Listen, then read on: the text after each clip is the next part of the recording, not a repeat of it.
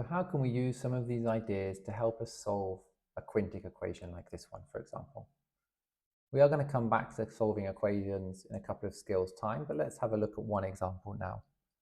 First of all, I'm going to say let f of z be equal to this quintic equation, this quintic function.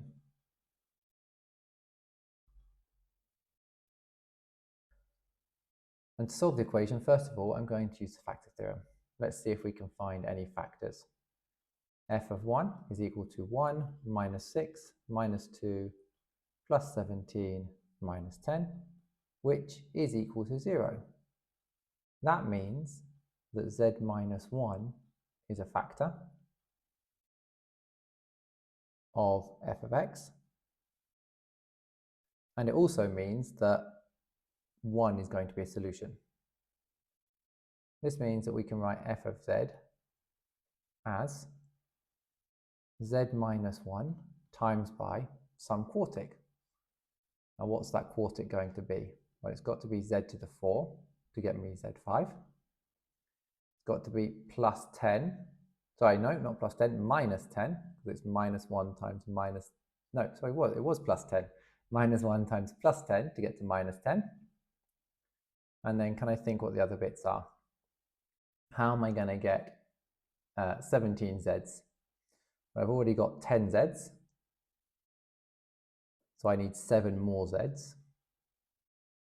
But this is being multiplied by minus 1, so it would need to be minus 7z to make that plus 7.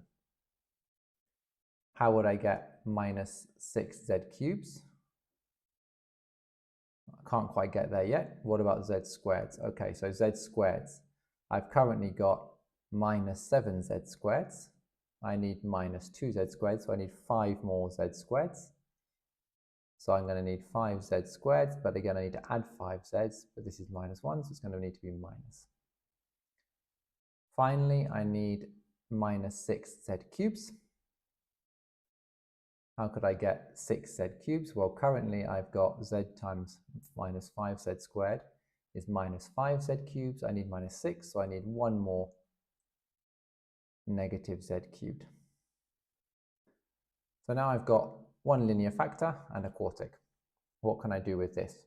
Well, I'm going to do the factor theorem again, but this time on the quartic rather than on the whole thing. Can I substitute something into here? So let's say I'm going to let g of z be equal to z to the 4 plus z cubed minus 5z squared minus 7z plus 10. And I'm going to check, let's check g of 1, see if that works. 1 plus 1 minus 5 minus 7 plus 10.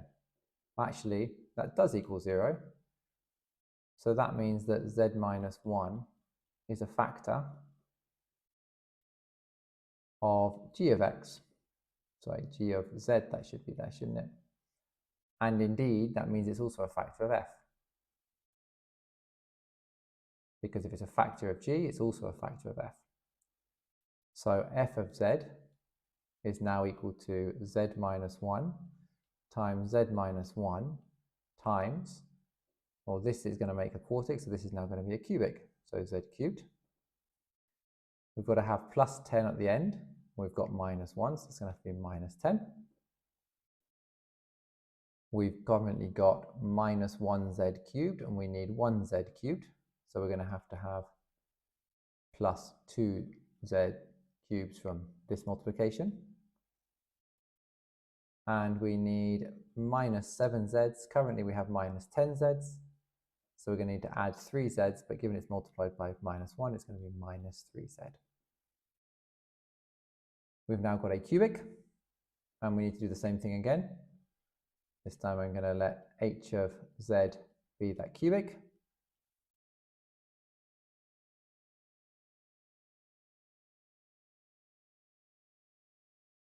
And we're going to try h of 1. 1 plus 2 minus 3 minus 10. This time it's not equal to 0, so that doesn't work. Let's try h of minus 1. Gives me minus 1 plus 2 plus 3 minus 10. That is also not equal to 0. Let's try h of 2. Now we know there's one more real solution because this is a cubic, and a cubic has to have a real solution. So there has to be at least one more real solution. That's going to be 2 cubed is 8, plus 2 times 2 squared is another 8, minus 3 times 2 is 6, minus 10, so that's 16 minus 16, that is equal to 0. So that means that z minus 2 is a factor of h of z. So now we can say that f of z is equal to, we've still got that z minus 1 squared out the front, then we've now got a z minus 2, and then we're going to have a quadratic that when we multiply these two we get the cubic. So that's got to be z squared. Minus 2 times something is minus 10, so that's going to be plus 5.